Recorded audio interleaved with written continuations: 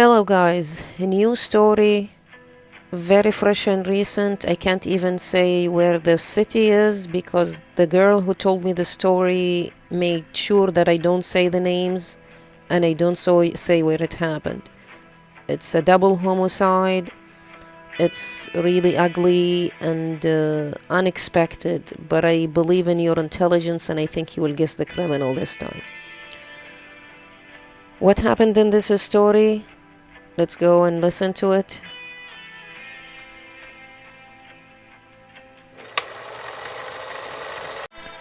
Hello guys, welcome to my channel and hope all is well with you all. And today's story happened in Iraq. Probably the start of it was in 1964. Yeah, 1964. And it happened in Iraq, but I cannot say the city as I told you because the story, the justice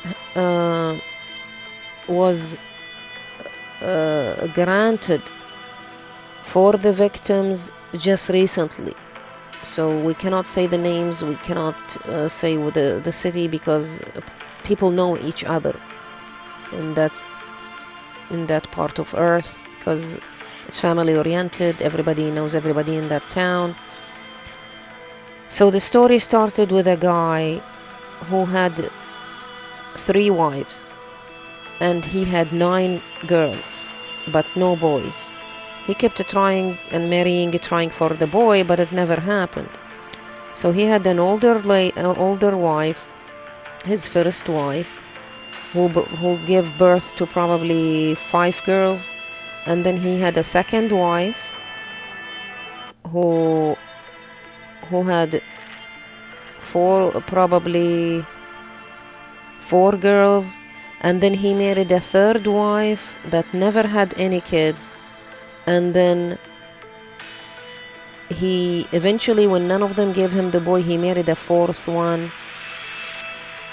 And she was really young. She was probably 18 years old. And he was by then 54, 55 when he married the 4th one. Probably he married the 4th one in the 90s. She was 18 years old. Or probably late 90s or early 2000s. Anyway, she immediately had the boy.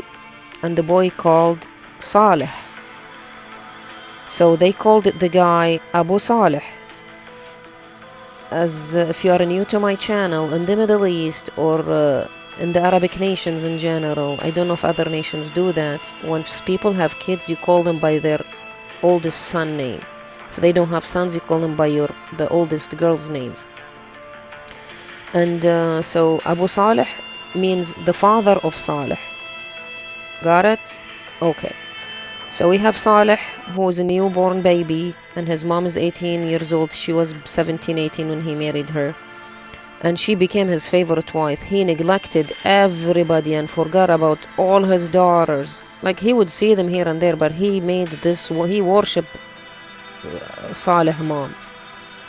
And just fell in love with her and just took care of her. And she never had any other kid. She just had Saleh, and that's it. So he was her only child because Abu Saleh became older. Probably years passed and Saleh was really spoiled and he got a car, first one in the family, and all his sisters got married. They all left the homes. With time, the women were patient, of course. They raised the kids and they didn't cause any troubles except one, which is the third one. The third one, who didn't have kids, of course, she left him because of neglect and she didn't have kids. She asked for divorce and she left. The older wife, she passed away.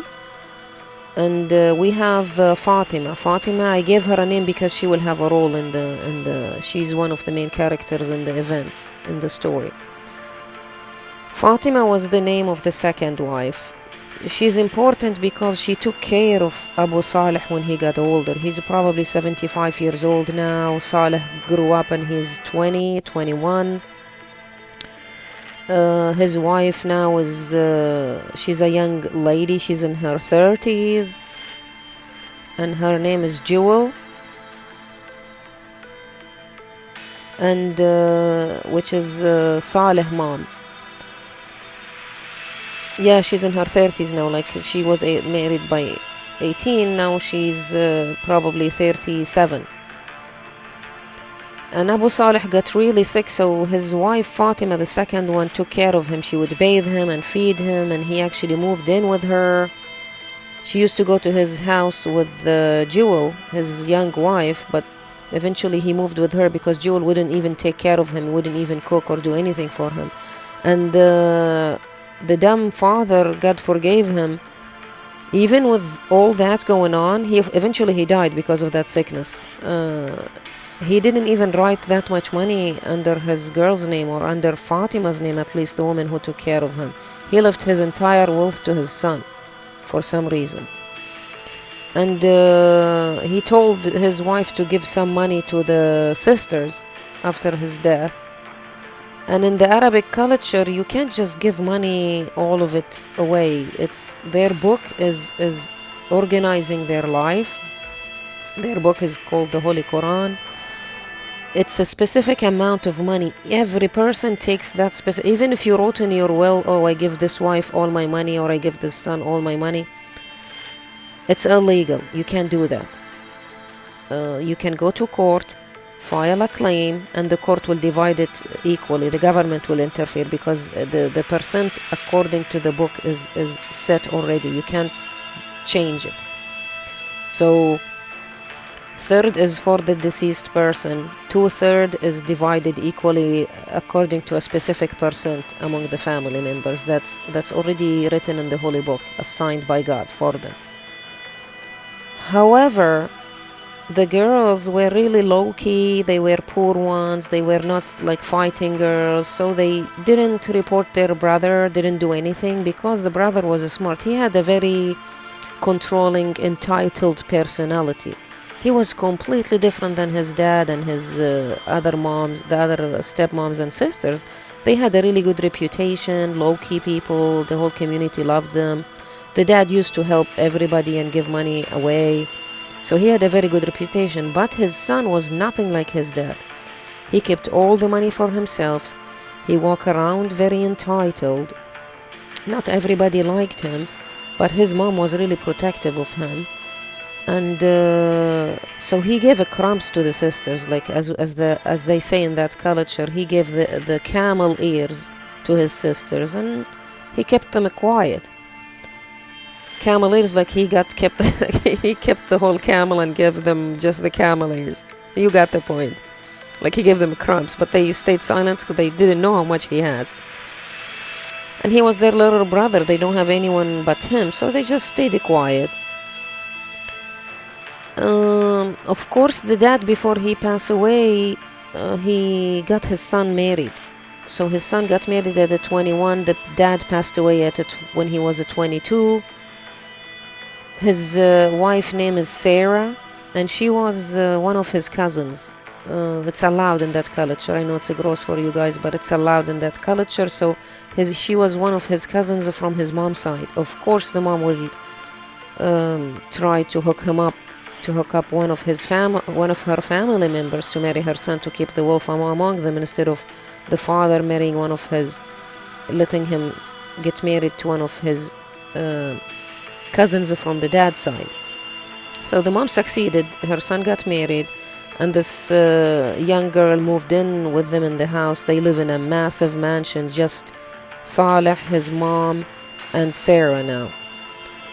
Of course, Saleh was very entitled. So he was out, he has so much money, always staying out late, and doesn't take care of her, doesn't take her out. So she started complaining to her mother-in-law, which was a relative of her. Probably she was her mom's sister or something, like that close. Anyway, long story short, Believe it or not, the mom stood by her son and she told her daughter-in-law, you should be thankful that you are just even with him and he's not looking to any other girl, and he picked you among all girls in town. You know how many girls want to marry my son? You know how much money he has? And on top of that, he is being patient enough for you because you never bear a child for 2 years. And of course the girl didn't get pregnant for 2 years. It has been 2 years since they got married, and she never been pregnant. And so the mom was like teasing her with that. You should be thankful that he's keeping you because you can't even have a child. And the mom knows because the daughter told her. She went to the hospital and the doctor told her there is nothing wrong with you, something is wrong with him. He has the issue. And of course the poor girl went and talked to him and told him, let's go and get checked and see what's going on. And he would yell at her, telling her you are lying, you are whatever. But he would just dismiss her and yell at her. And he would refuse to go to the hospital. Probably 2 years passed, and the mom one day had a problem. She had pain in her, where the kidneys are, on the sides of her body, one of her sides of her body. So she went to the clinic close to the house. There she met a physician who was in his 50s, and he had a nurse that works in his office, and a guy who was cleaning the hospital. Why did I mention the guy who was cleaning the hospital? He's a very important character in the story, and his name is Majid. Majid was a very handsome guy, but he was very poor, and he's limping when he walked. The reason for this limping, and the reason why I mentioned his name, is that he was a person that the Abu Saleh family knows, because he used to work in one of Abu Saleh farms, and because he was poor, he injured his foot one day, didn't get a medical help. Just he thought it's gonna heal on its own. It got infected, and then a gargarine happened, and they cut off some of his toes and some part of his foot probably, and that's why he's limping. He couldn't work in the farm, and he begged Saleh one day to help him, but of course because he's entitled, he kicked the guy out. So the guy found a job as a cleaning person in this clinic. So when Saleh walked in, he recognized her. He welcomed her and showed her where the doctor office is, and she walked in, and the doctor told her, probably you have kidney stones or something that we need to investigate. We need to take a blood test and do MRI and see what the problem is. So she started going there day and night, and she got healed. And sometimes her son will go with her, sometimes he wouldn't. But the day he went with his mom in one of her appointments, when Saleh went to the clinic, of course he noticed this nurse. So this nurse was really beautiful and young girl who just graduated. So she was probably 21, 22. And Saleh was 23, 24, I think, by that time. And he fell in love with her. She was really cute, and she works in a clinic, and he was attracted to her and started chatting with her. And it's a small town. Everybody knows everybody. She has a good reputation that she is helping everybody. She would just, without asking, she would help her town people when they walk in the hospital, make them feel comfortable. So she had a very good reputation in town. And he was known of being wealthy. So when he started flirting and getting to know her, she was responding. She was single. And the doctor knew about their how they like each other. And of course, when the doctor healed his mom, he took that as a chance. Saleh took that as a chance for him to invite the physician to his house. And he made sure to let the physician know that the nurse has to come with him to his house. The physician didn't mind it. He went to the house. They had dinner, and Sarah, Saleh's wife, welcomed them both, of course, and she did a feast and everybody left happy, and they got to know each other, and they became kind of like a friends. And she didn't notice anything wrong. Of course, after a couple weeks, Saleh has to go and talk to the nurse. Sorry. And he told her, I want to marry you. And she wasn't surprised. Of course, they fell in love with each other, and she likes him back too, and he has money, and she's from a humble origins, so he's the best option for her. And she said, I can't. I became like a friends with your wife. I'm really concerned about her feelings.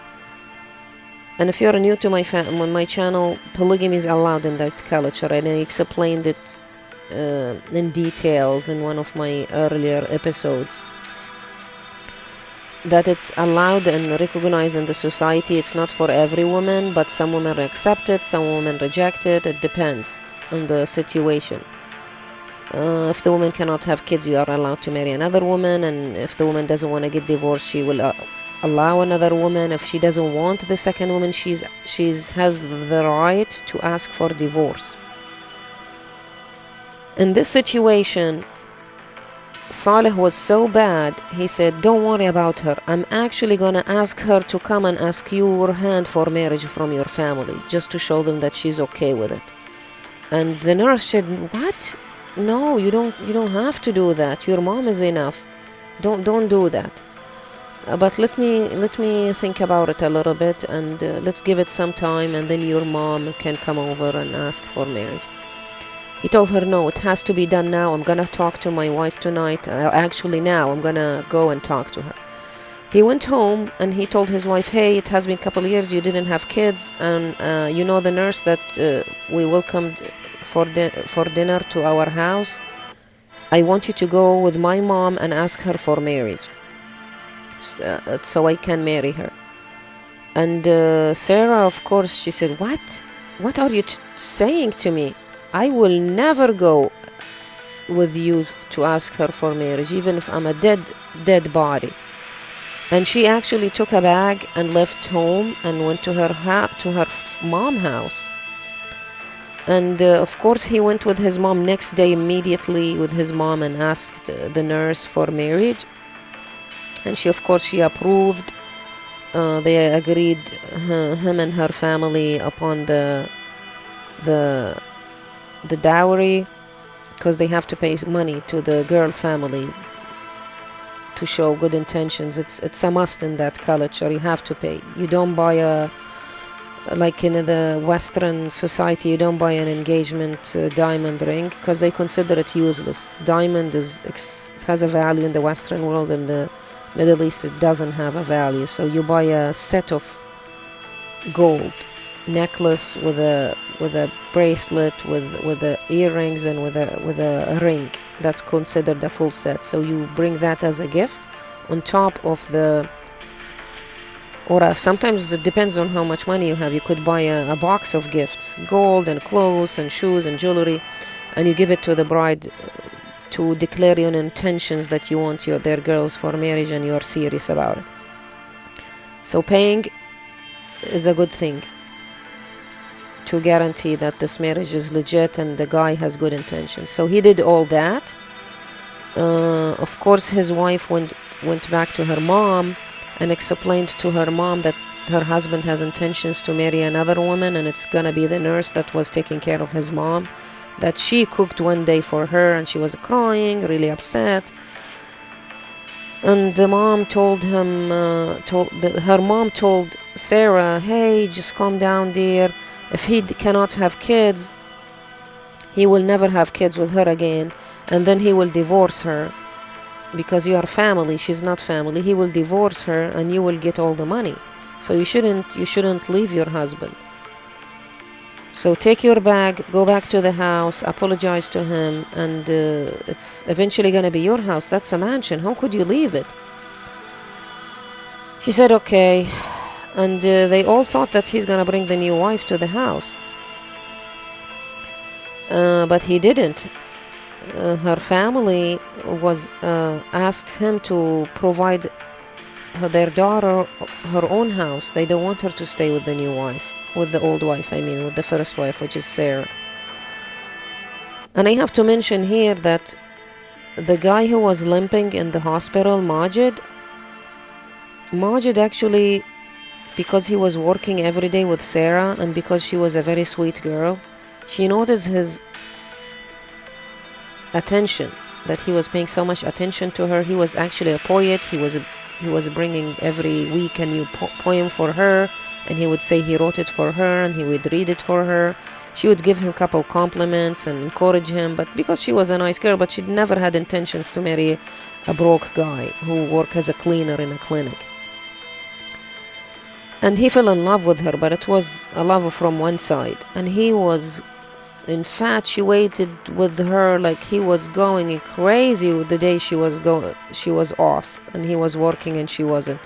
Of course the doctor knew about the story, and when he knew about her engagement with Saleh, he lost his mind. He went to the doctor and he told him, could you please talk to her to change her mind? He will never treat her well. I used to work with him. He is entitled. He has a bad reputation in town. But the doctor, of course, he said, they are in love with each other. I can't talk with her like that. She made her mind and they are engaged already. He paid the dowry even. So Majid just had to swallow his pain and kept working in the clinic, and that's it for him. He had to accept his reality. And of course, you know now a murder is gonna happen. Going back to Saleh and his new wife, he got married, and of course Sarah, his first wife, never told his new wife that he cannot have kids, thinking that she has to go through the same suffering she went through. And of course they cannot become friends anymore because they are competing over the same guy. Saleh, of course, neglected his first wife and would see her only once every 10 days because she lives in the big mansion, he lives in the other house, so he stayed in that house. He even forgot about his own mother. He wouldn't go to see his mother. She has to go and see him and visit him and see what's going on in his life, or if he needs anything, and cook some food and take it to them, especially after his wife got pregnant. So Sarah started to complain to her mother-in-law, his first wife, saying, hey, he neglected me, I don't see him that much, and I don't know what's going on, this wasn't the deal, this is unfair. And the mom of the Saleh mom, of course, ignored her, and she wouldn't pay attention to her. And during that time, I think Sarah went crying to her mom, stating that, hey, I went and I spoke with my mother-in-law and complaining about her son, and she told me that he's even she didn't respond to me the way I want, and she even teased me, and she said that his wife is pregnant, and she accused me that I was lying when I told her I went to the hospital, and they told me it's her son problem and not me, when she started teasing me about not being able to have kids. And I told her, it's your son who cannot have kids, not me, and he's refusing to go to the hospital, and now she's telling me his wife is pregnant. And she started crying. The mom calmed her daughter down, and she said, hey, you have to go back to your husband's house, you can't leave this time. Of course they are lying, they want you to get upset. If the doctor told you he cannot get pregnant and you have no issues, how could she get pregnant? So they are lying to you, they just want you to get annoyed. The girl calmed down, she believed her mom, and she went back to her house. And of course 3, 4, 5 months passed, and the pregnancy started showing on the nurse. And he was of course going crazy over her. He took care of her and stopped completely going to see his first wife. And during that time, the sisters' kids, like they have their own life. His sisters, they were taking crumbs from him, but one of his sisters, she started coming to his house with her husband, stating that, hey, you took a lot of money or giving us just crumbs. We need our full share so we can start something or start a business. We can't do anything with the little money you are giving to us. Of course, he started yelling at his sister and he kicked her out of his house, him and her husband. The sister was so upset, she went and called a meeting with her other sisters and their husbands and told them what happened and convinced them that this is not fair. He kept all the money and he's living comfortable and we are poor. So now the sisters sided with their sister and started bugging him. Each day a different sister would show up, and he has 9 of them. Hey, we have more kids than you, we have bigger families than you, we want our full share, this is unfair, we will go to the court. The brother was very manipulative, so before he was giving them a camel ear, as I explained to you, now he's giving them a camel full leg. It's not even their fair share, but that kept them silent. Like if he would give them a share, now he's giving them 5 shares. And he would give that sister, because of what she did, 1 share. And she told him, I'm gonna go to court. And he wouldn't believe her. And the sisters, because he was giving them more shares than her, they sided with their brother. So none of them went to the court. None of them filed for a case, and they just were satisfied with whatever he was giving them. And now the sister, his oldest sister, is alone. One day she came to his house and told him, because you are my only brother, I don't want to have the government interfering with us.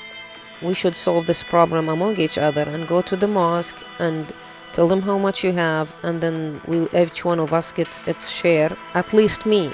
I don't care about my sisters if they don't want it. I want to have my full share, according to the holy book. And he yelled at her again and kicked her off the house again. And he was more aggressive and more nasty than before. And of course his wife is a good woman. She wouldn't accept that situation. She's the aunt of their unborn child. At that time his wife was 7 months pregnant. So when he started yelling at her, she insisted on that what you are doing is wrong. This is their money. We don't want to have bad money in our house. We are going to have a child. We should have a blessed money. And she's your sister. She's not a stranger. So she started to blaming him for what's going on. Entitled narcissist, and you are blaming him, accusing him of stuff. Of course, he started yelling at her, and this time actually he beated her. He beated his wife so hard to the point that she started feeling so much pain, and she took her stuff and went to her mom's house. She was so angry at him and upset. That night the pain started getting worse and worse, and actually she started bleeding. So immediately her mom rushed her to the clinic where she works, and it's not a real clinic. It's not like a real hospital. She needs to be transferred to a bigger hospital, real hospital, because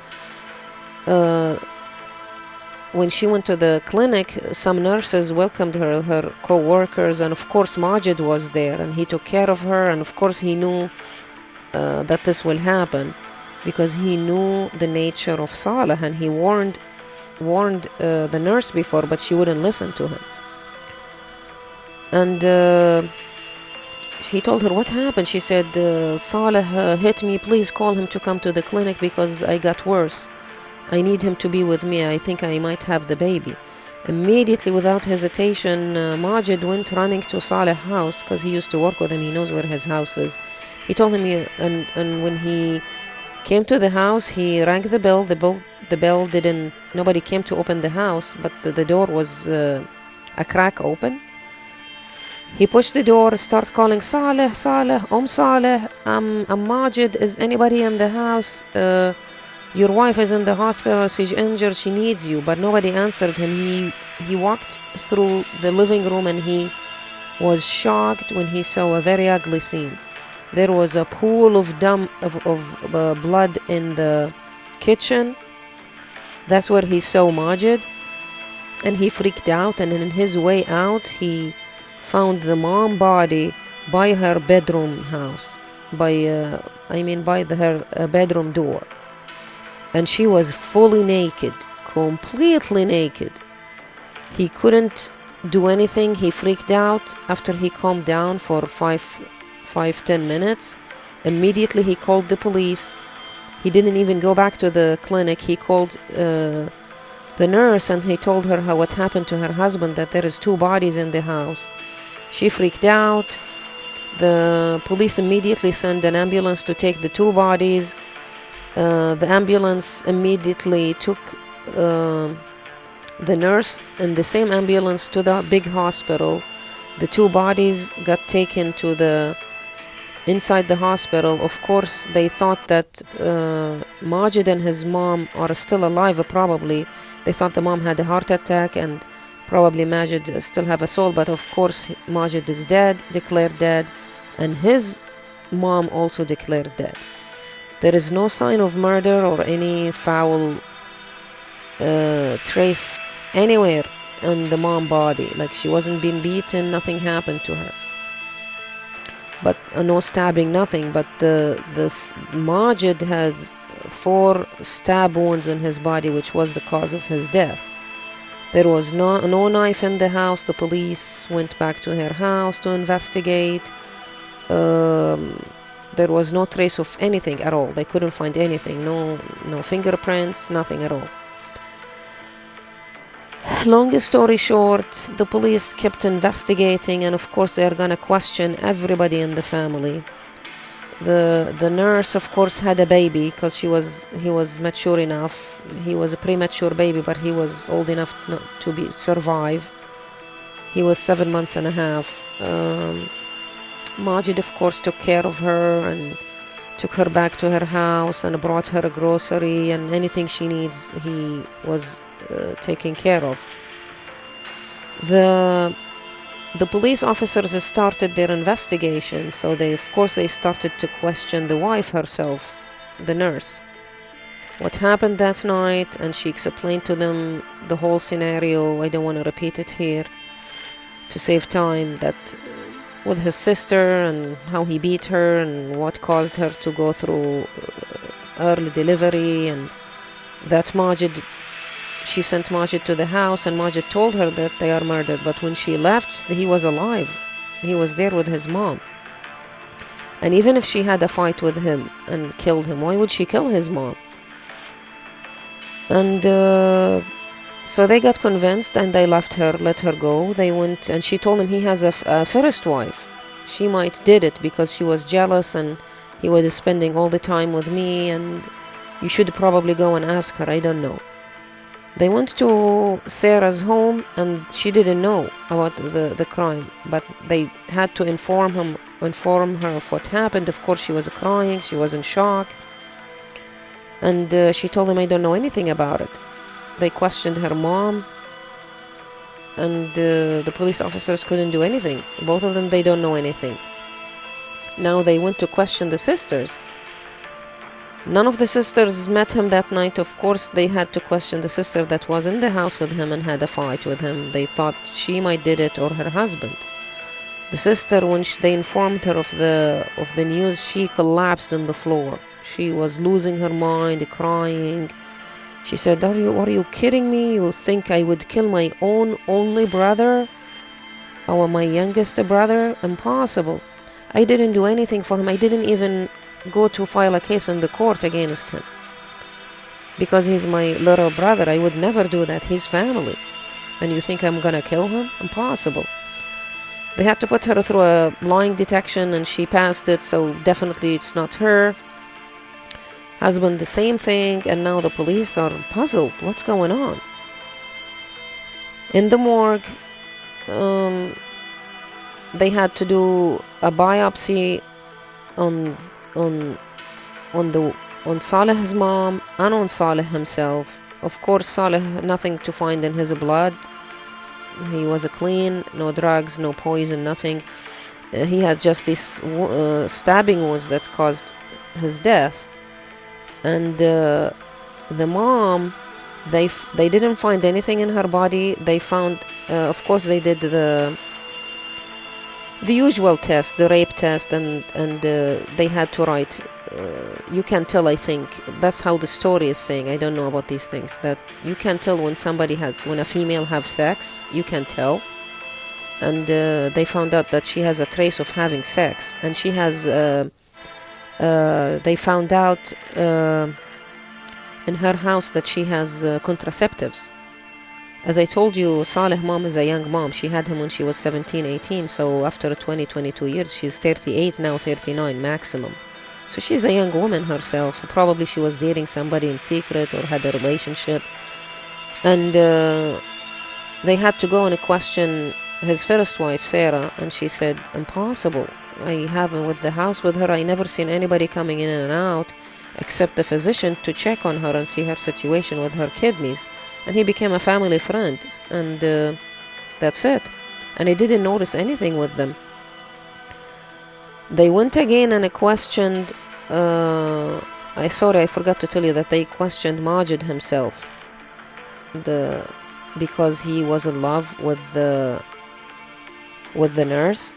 And of course, who told him that was Saleh's first wife, Sarah. She said, you know what?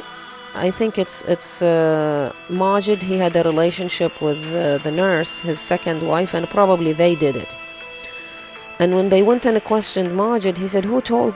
What are you talking about? I don't have a relationship with the nurse at all. And after she got married, I moved on with my life, and the doctor can testify with that."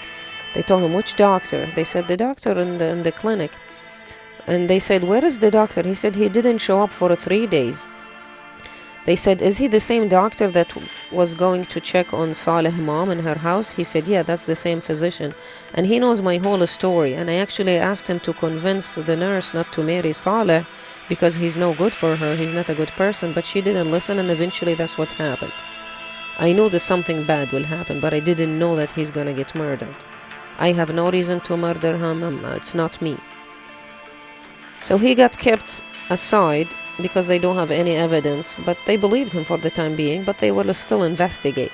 Now it's the physician time to get questioned and get asked.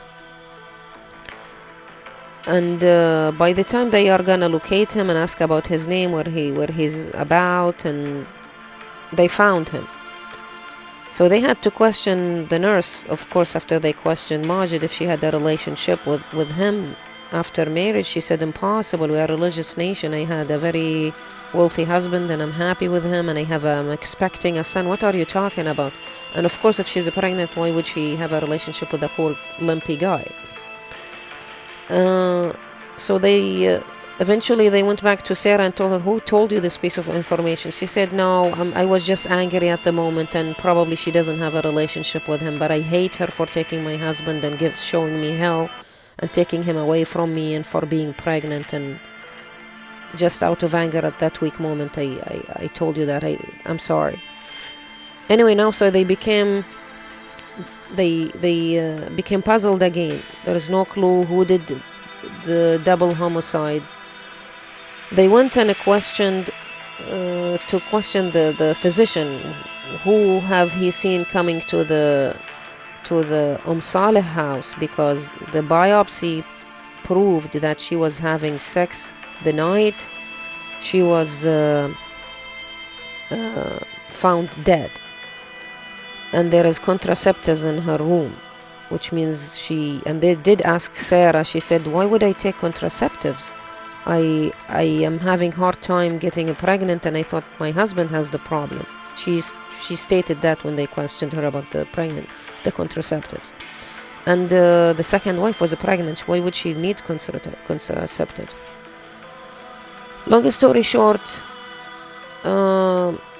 when they questioned Majid, the limpy guy who cleaned the hospital, and also the nurse about this physician before they go to his house and meet him, they did state that Saleh was staying in the hospital, in the clinic. When she comes for her doctor visit, she would stay for an hour at least in the clinic, and he would lock the door. But it's none of their business, and they know each other, and it became a family. After he took them, after Saleh invited the doctor and the nurse to visit him in his house and have dinner, and after Saleh married the nurse, they became a family. So they didn't give it that much attention, which was weird, because in that conservative culture you can't stay alone with a woman. But each visit she was at least for an hour in his in the physician room, alone with him. Then the police started to suspect something and see him as a suspect. Probably she had a sexual, physical relationship with him in secret that none of the family members knew about. So they started questioning him, pretending they know that he's a partner of her. So they were able to locate him, the physician, and of course him being absent for 3 days from the clinic after the murder happened was a big question mark. So when they met the physician, immediately they noticed he's really nervous, but he denied knowing anything about the murder. He tried. He gave it a shot and denied it. But under pressure, when they told him, we know about you had a sexual intercourse with her, and he collapsed and admitted it.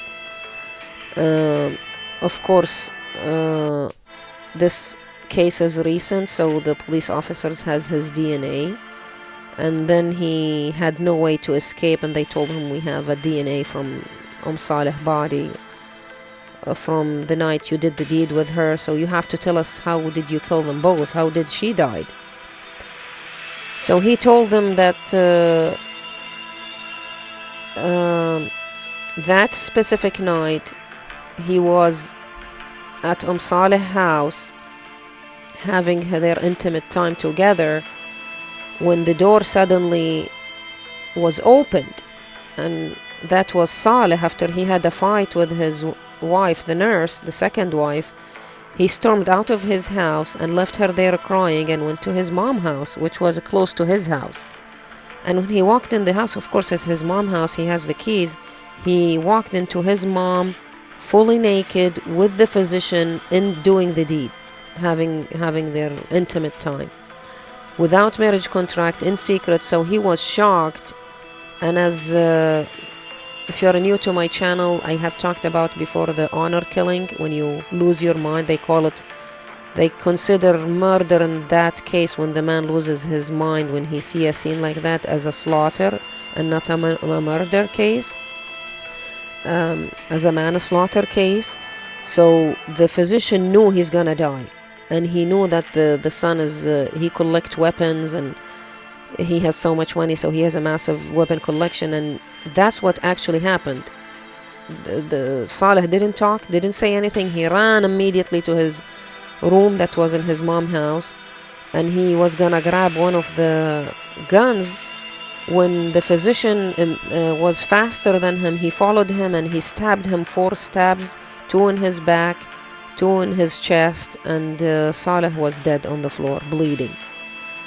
The mom lost her mind. She started screaming and crying, "Oh my God, my son, my son!" And she was fully naked, completely.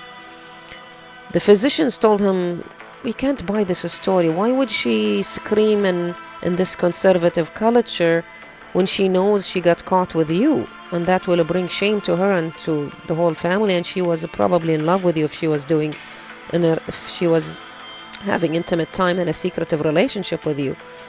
And he told, "That's what I thought the same. So I tried to calm her down and close her mouth, but she wouldn't."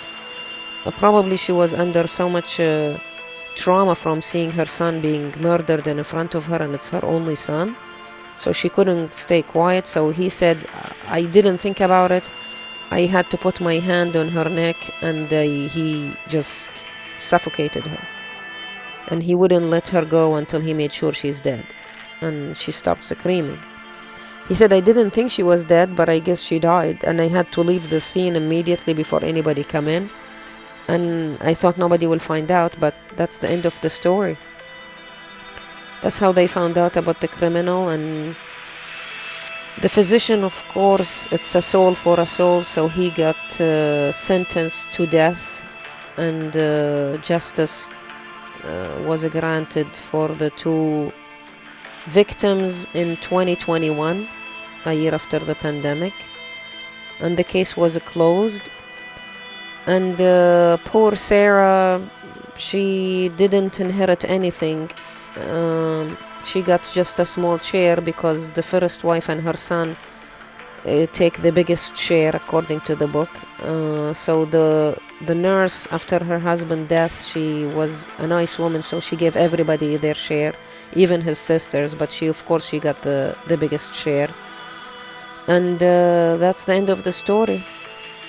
And of course, regarding Majid, he married the nurse because she found out that he's a really good man and money doesn't matter now that she has the money, and he took care of her in the event and after the event and of her son. And subscribe if you are new to my channel, please, and if you like it, click like as usual. And until our story, peace and love your way. Take care.